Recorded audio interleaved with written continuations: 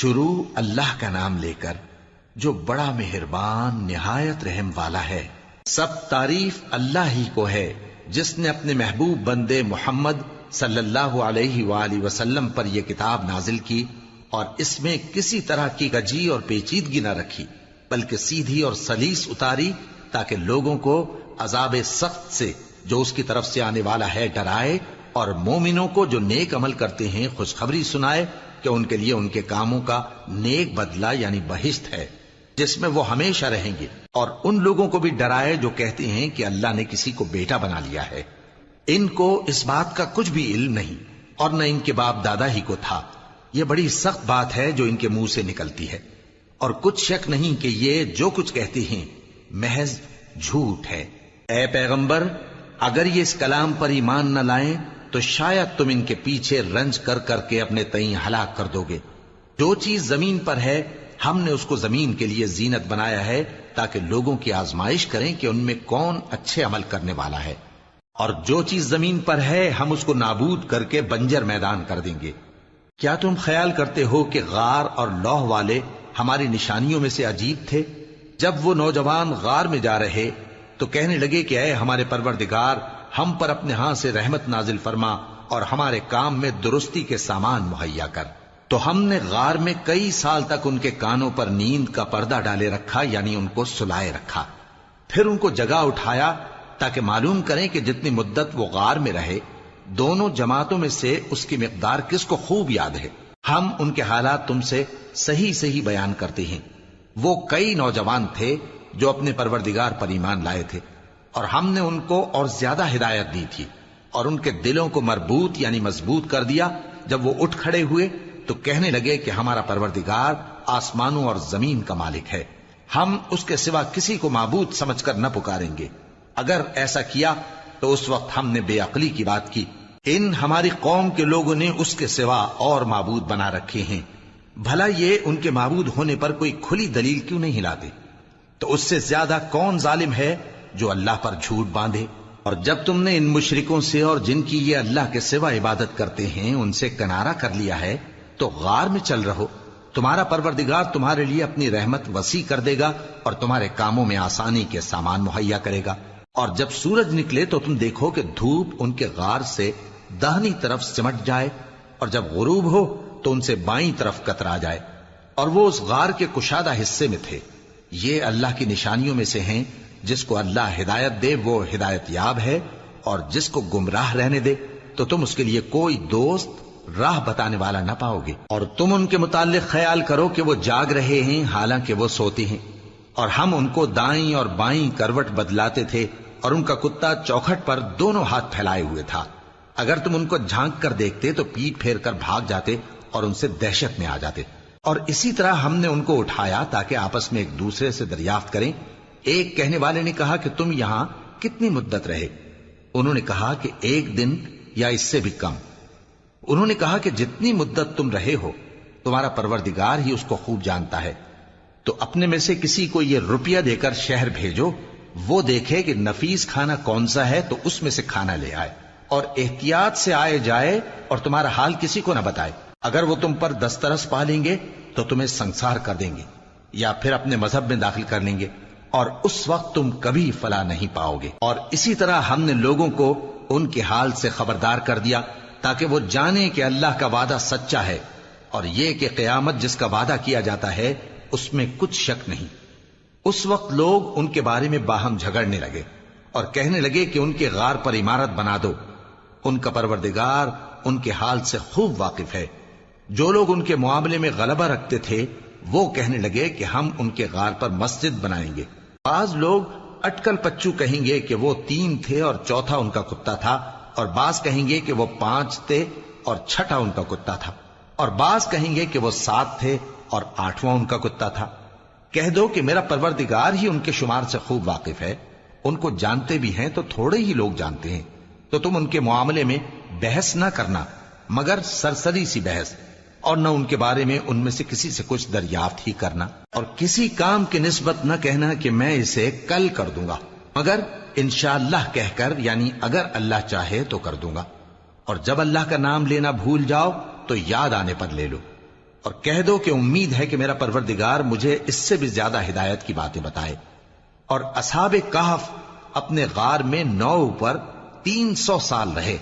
کہہ دو کہ جتنی مدت وہ رہے اسے اللہ ہی خوب جانتا ہے، اسی کو آسمانوں اور زمین کی پوشیدہ باتیں معلوم ہیں، وہ کیا خوب دیکھنے والا اور کیا خوب سننے والا ہے۔ اس کے سوا ان کا کوئی کارساز نہیں، اور نہ وہ اپنے حکم میں کسی کو شریک کرتا ہے۔ اور اپنے پروردگار کی کتاب کو جو تمہارے پاس بھیجی جاتی ہے پڑھتے رہا کرو، اس کی باتوں کو کوئی بدلنے والا نہیں، اور اس کے سوا تم کہیں پناہ بھی نہیں پاؤ گے۔ اور جو لوگ صبح و شام اپنے پروردگار کو پکارتے اور اس کی خوشنودی کے طالب ہیں، ان کے ساتھ صبر کرتے رہو، اور تمہاری نگاہیں ان میں سے گزر کر اور طرف نہ دوڑیں کہ تم دنیاوی زندگی کی رونقوں کے خواستگار ہو جاؤ۔ اور جس شخص کے دل کو ہم نے اپنی یاد سے غافل کر دیا ہے اور وہ اپنی خواہش کی پیروی کرتا ہے اور اس کا کام حد سے بڑھ گیا ہے، اس کا کہا نہ ماننا۔ اور کہہ دو کہ لوگوں، یہ قرآن تمہارے پروردگار کی طرف سے برحق ہے، تو جو چاہے ایمان لائے اور جو چاہے کافر رہے۔ ہم نے ظالموں کے لیے دوزخ کی آگ تیار کر رکھی ہے جس کی قناتیں ان کو گھیر رہی ہوں گی، اور اگر فریاد کریں گے تو ایسے کھولتے ہوئے پانی سے ان کی داد رسی کی جائے گی جو پگھلے ہوئے تانبے کی طرح گرم ہوگا، اور جو ان کے چہروں کو بھون ڈالے گا۔ ان کے پینے کا پانی بھی برا اور آرام گاہ بھی بری۔ اور جو ایمان لائے اور کام بھی نیک کرتے رہے تو ہم نیک کام کرنے والوں کا اجر ضائع نہیں کرتے۔ ایمان لائے اور کام بھی نیک کرتے رہے تو ہم نیک کام کرنے والوں کا اجر ضائع نہیں کرتے۔ ایسے لوگوں کے لیے ہمیشہ رہنے کے باغ ہیں جن میں ان کے محلوں کے نیچے نہریں بہ رہی ہیں، ان کو وہاں سونے کے کنگن پہنائے جائیں گے، اور وہ باریک دیبا اور اطلس کے سبز کپڑے پہنا کریں گے، اور تختوں پر تکیے لگا کر بیٹھا کریں گے۔ کیا خوب بدلہ اور کیا خوب آرام گاہ ہے۔ اور ان سے 2 شخصوں کا حال بیان کرو جن میں سے ایک کو ہم نے انگور کے 2 باغ عنایت کیے تھے اور ان کے گردا گرد کھجوروں کے درخت لگا دیے تھے، اور ان کے درمیان کھیتی پیدا کر دی تھی۔ دونوں باغ کثرت سے پھل لاتے اور اس کی پیداوار میں کسی طرح کی کمی نہ ہوتی، اور دونوں میں ہم نے ایک نہر بھی جاری کر رکھی تھی، اور اس طرح اس شخص کو ان کی پیداوار ملتی رہتی تھی۔ تو ایک دن جبکہ وہ اپنے دوست سے باتیں کر رہا تھا، کہنے لگا کہ میں تم سے مال و دولت میں بھی زیادہ ہوں اور جتھے اور جماعت کے لحاظ سے بھی زیادہ عزت والا ہوں، اور ایسی شیخیوں سے اپنے حق میں ظلم کرتا ہوا اپنے باغ میں داخل ہوا۔ کہنے لگا کہ میں نہیں خیال کرتا کہ یہ باغ کبھی تباہ ہو، اور نہ خیال کرتا ہوں کہ قیامت برپا ہو، اور اگر میں اپنے پروردگار کی طرف لوٹایا بھی جاؤں تو وہاں ضرور اس سے اچھی جگہ پاؤں گا۔ تو اس کا دوست جو اس سے گفتگو کر رہا تھا کہنے لگا کہ کیا تم اس ذات سے کفر کرتے ہو جس نے تم کو مٹی سے پیدا کیا، پھر نطفے سے، پھر تمہیں پورا آدمی بنایا؟ مگر میں تو یہ کہتا ہوں کہ اللہ ہی میرا پروردگار ہے، اور میں اپنے پروردگار کے ساتھ کسی کو شریک نہیں کرتا۔ اور جب تم اپنے باغ میں داخل ہوئے تو تم نے ما شاء اللہ لا قوت الا باللہ کیوں نہ کہا؟ اگر تم مجھے مال و اولاد میں اپنے سے کمتر دیکھتے ہو تو عجب نہیں کہ میرا پروردگار مجھے تمہارے باغ سے بہتر عطا فرمائے، اور تمہارے اس باغ پر آسمان سے آفت بھیج دے تو وہ صاف میدان ہو جائے، یا اس باغ کی نہر کا پانی گہرائی میں اتر جائے تو پھر تم اسے تلاش نہ کر سکو، اور اس کے میووں کو عذاب نے آ گھیرا اور وہ اپنی چھتریوں پر گر کر رہ گیا، تو جو مال اس نے اس پر خرچ کیا تھا اس پر حسرت سے ہاتھ ملنے لگا اور کہنے لگا کہ کاش میں اپنے پروردگار کے ساتھ کسی کو شریک نہ بناتا۔ اس وقت اللہ کے سوا کوئی جماعت اس کی مددگار نہ ہوئی اور نہ وہ بدلہ لے سکا۔ یہاں سے ثابت ہوا کہ حکومت سب اللہ کی ہے، جو معبود برحق ہے وہی بہترین ثواب عطا کرنے والا اور بہترین انجام لانے والا ہے۔ اور ان سے دنیا کی زندگی کی مثال بھی بیان کر دو کہ وہ ایسی ہے جیسے پانی جسے ہم نے آسمان سے برسایا تو اس کے ساتھ زمین کی پیداوار مل کر نکلی، پھر وہ چورا چورا ہو گئی کہ ہوائیں اسے اڑاتی پھرتی ہیں، اور اللہ تو ہر چیز پر قدرت رکھتا ہے۔ مال اور بیٹے تو دنیا کی زندگی کی رونق و زینت ہیں، اور نیکیاں جو باقی رہنے والی ہیں وہ ثواب کے لحاظ سے تمہارے پروردگار کے ہاں بہت اچھی اور امید کے لحاظ سے بہت بہتر ہیں۔ اور جس دن ہم پہاڑوں کو چلائیں گے اور تم زمین کو صاف میدان دیکھو گے، اور ان لوگوں کو ہم جمع کر لیں گے تو ان میں سے کسی کو بھی نہیں چھوڑیں گے، اور سب تمہارے پروردگار کے سامنے صف باندھ کر لائے جائیں گے، تو ہم ان سے کہیں گے کہ جس طرح ہم نے تم کو پہلی بار پیدا کیا تھا اسی طرح آج تم ہمارے سامنے آئے، لیکن تم نے تو یہ خیال کر رکھا تھا کہ ہم نے تمہارے لیے قیامت کا کوئی وقت مقرر ہی نہیں کیا، اور اعمال کی کتاب کھول کر رکھی جائے گی تو تم گناہگاروں کو دیکھو گے کہ جو کچھ اس میں لکھا ہوگا اس سے ڈر رہے ہوں گے، اور کہیں گے ہائے شامت، یہ کیسی کتاب ہے کہ نہ چھوٹی بات کو چھوڑتی ہے نہ بڑی کو، کوئی بات بھی نہیں مگر اسے لکھ رکھا ہے،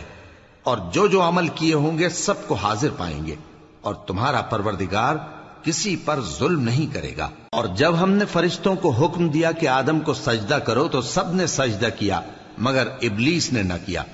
وہ جنات میں سے تھا تو اپنے پروردگار کے حکم سے باہر ہو گیا۔ کیا تم اس کو اور اس کی اولاد کو میرے سوا دوست بناتے ہو،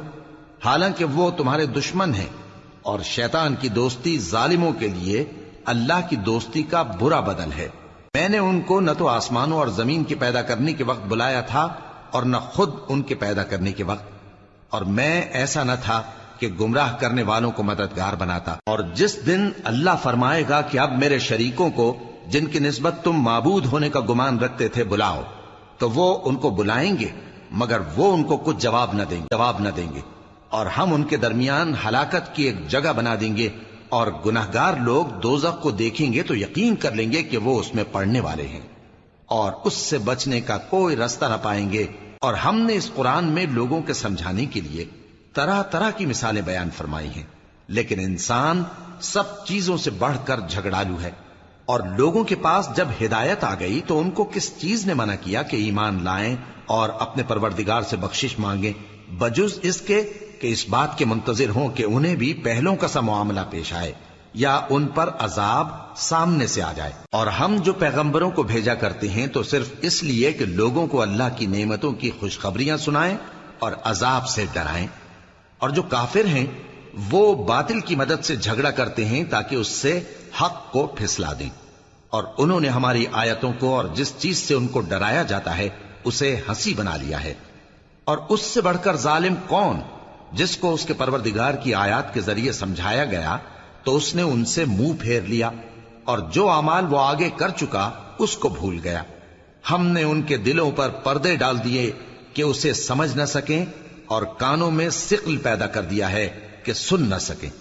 اور اگر تم ان کو رستے کی طرف بلاؤ تو کبھی رستے پر نہ آئیں گے، اور تمہارا پروردگار بخشنے والا صاحب رحمت ہے۔ اگر وہ ان کے کرتوتوں پر ان کو پکڑنے لگے تو ان پر جھٹ عذاب بھیج دے، مگر ان کے لیے ایک وقت مقرر کر رکھا ہے کہ اس کے عذاب سے کوئی پناہ کی جگہ نہ پائیں گے۔ اور یہ بستیاں جو ویران پڑی ہیں، جب انہوں نے کفر کر کے ظلم کیا تو ہم نے ان کو تباہ کر دیا، اور ان کی تباہی کے لیے ایک وقت مقرر کر دیا تھا۔ اور جب موسیٰ نے اپنے شاگرد سے کہا کہ جب تک میں دو دریاؤں کے ملنے کی جگہ نہ پہنچ جاؤں ٹلنے کا نہیں، خاص صدیوں چلتا رہوں، پھر جب وہ دونوں ان دریاؤں کے سنگم پر پہنچے تو اپنی مچھلی بھول گئے، پھر اس مچھلی نے دریا میں سرنگ کی طرح اپنا راستہ بنا لیا۔ جب آگے چلے تو موسیٰ نے اپنے شاگرد سے کہا کہ ہمارا کھانا لاؤ، اس سفر سے ہم کو بہت تکان ہو گئی ہے۔ اس نے کہا کہ بھلا آپ نے دیکھا کہ جب ہم نے اس چٹان کے پاس آرام کیا تھا تو میں مچھلی وہیں بھول گیا، اور مجھے آپ سے اس کا ذکر کرنا شیطان نے بھلا دیا، اور اس مچھلی نے عجیب طرح سے دریا میں اپنا راستہ بنایا۔ موسیٰ نے کہا یہی تو وہ مقام ہے جسے ہم تلاش کرتے تھے،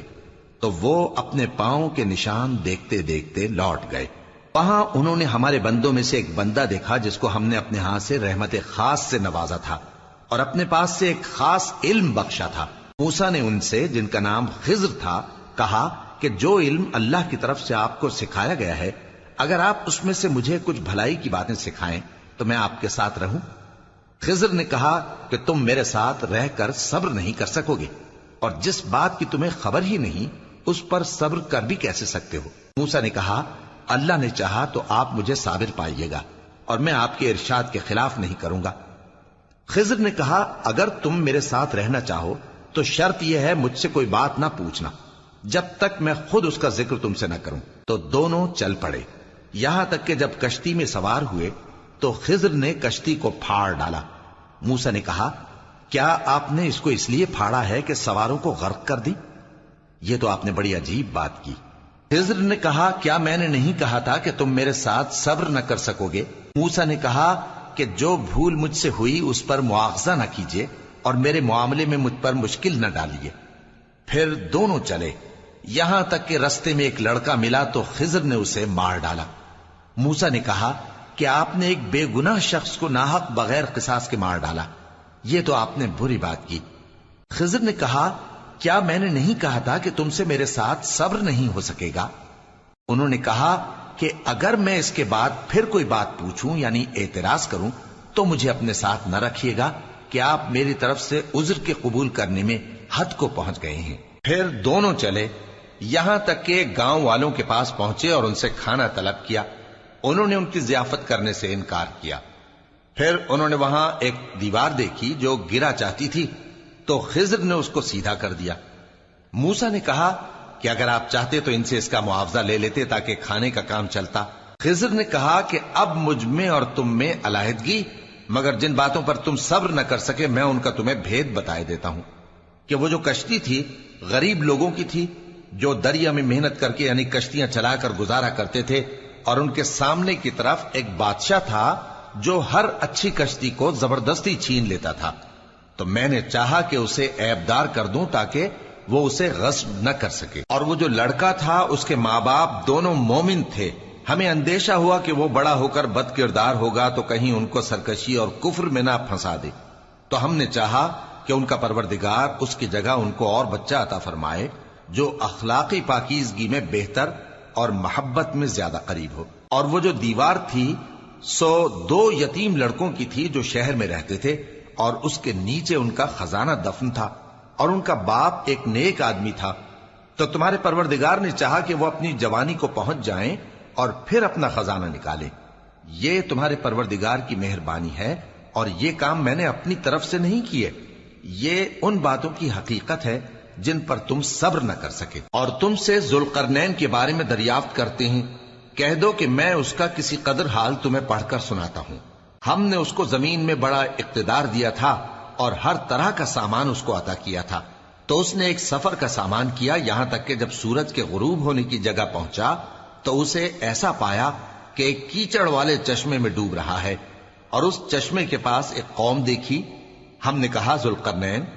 تم ان کو خواہ تکلیف دو خواہ ان کے بارے میں بھلائی اختیار کرو، دونوں باتوں کی تم کو قدرت ہے۔ ذوالقرنین نے کہا کہ جو کفر و بد کرداری سے ظلم کرے گا اسے ہم سزا دیں گے، پھر وہ اپنے پروردگار کی طرف لوٹایا جائے گا تو وہ بھی اسے بڑا عذاب دے گا، اور جو ایمان لائے گا اور عمل نیک کرے گا اس کے لیے بہت اچھا بدلہ ہے، اور ہم اپنے معاملے میں اس سے نرم بات کہیں گے۔ پھر اس نے ایک اور سامان سفر کیا، یہاں تک کہ سورج کے طلوع ہونے کے مقام پر پہنچا تو دیکھا کہ وہ ایسے لوگوں پر طلوع ہوتا ہے جن کے لیے ہم نے دھوپ سے بچاؤ کی کوئی اوٹ نہیں بنائی تھی۔ حقیقت یوں ہی تھی، اور جو کچھ اس کے پاس تھا ہم کو سب کی خبر تھی۔ پھر اس نے ایک اور سفر کا سامان کیا، یہاں تک کہ 2 اونچے سیدھے پہاڑوں کے درمیان پہنچا تو دیکھا کہ ان کے اس طرف کچھ لوگ ہیں کہ بات کو سمجھ نہیں سکتے۔ ان لوگوں نے کہا کہ اے ذوالقرنین، یاجوج اور ماجوج اس علاقے میں فساد کرتے رہتے ہیں، بھلا ہم آپ کے لیے خرچ کا انتظام کر دیں کہ آپ ہمارے اور ان کے درمیان ایک دیوار کھینچ دیں۔ ذوالقرنین نے کہا کہ خرچ کا جو مقدور اللہ نے مجھے بخشا ہے وہ بہت اچھا ہے، تم مجھے قوت بازو سے مدد دو، میں تمہارے اور ان کے درمیان ایک مضبوط رکاوٹ بنا دوں گا۔ تم لوہے کے بڑے بڑے تختے میرے پاس لاؤ۔ چنانچہ کام جاری کر دیا گیا، یہاں تک کہ جب اس نے دونوں پہاڑوں کے درمیان کا حصہ برابر کر دیا اور کہا کہ اب اسے دھوکو، یہاں تک کہ جب اس کو دھونک دھونک کر آگ کر دیا تو کہا کہ اب میرے پاس تانبا لاؤ کہ اس پر پگھلا کر ڈال دوں۔ پھر ان میں یہ قدرت نہ رہی کہ اس پر چڑھ سکیں، اور نہ یہ طاقت رہی کہ اس میں نقب لگا سکیں۔ بولا کہ یہ میرے پروردگار کی مہربانی ہے، پھر جب میرے پروردگار کا وعدہ آ پہنچے گا تو اس کو ڈھا کر ہموار کر دے گا، اور میرے پروردگار کا وعدہ سچا ہے۔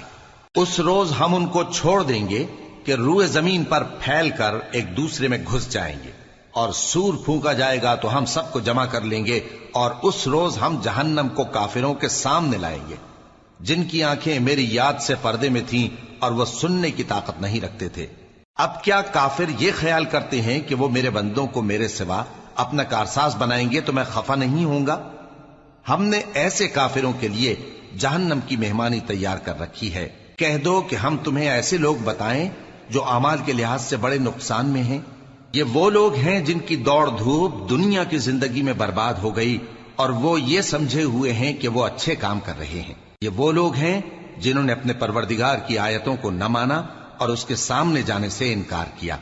تو ان کے اعمال ضائع ہو گئے۔ سو ہم قیامت کے دن ان کے لیے کچھ بھی وزن قائم نہیں کریں گے۔ یہ ان کی سزا ہے، یعنی جہنم، اس لیے کہ انہوں نے کفر کیا اور ہماری آیتوں اور ہمارے پیغمبروں کی ہنسی اڑائی۔ جو لوگ ایمان لائے اور عمل نیک کیے ان کے لیے بہشت کے باغ بطور مہمانی ہوں گے، ہمیشہ ان میں رہیں گے اور وہاں سے مکان بدلنا نہ چاہیں گے۔ کہہ دو کہ اگر سمندر میرے پروردگار کی باتوں کے لکھنے کے لیے روشنائی ہو تو قبل اس کے کہ میرے پروردگار کی باتیں تمام ہوں سمندر ختم ہو جائے، اگرچہ ہم ویسا ہی اور اس کی مدد کو لائیں۔ کہہ دو کہ میں تمہاری طرح کا ایک بشر ہوں، البتہ میری طرف وہی آتی ہے کہ تمہارا معبود وہی ایک معبود ہے۔ تو جو شخص اپنے پروردگار سے ملنے کی امید رکھے چاہیے کہ عمل نیک کرے اور اپنے پروردگار کی عبادت میں کسی کو شریک نہ بنائے۔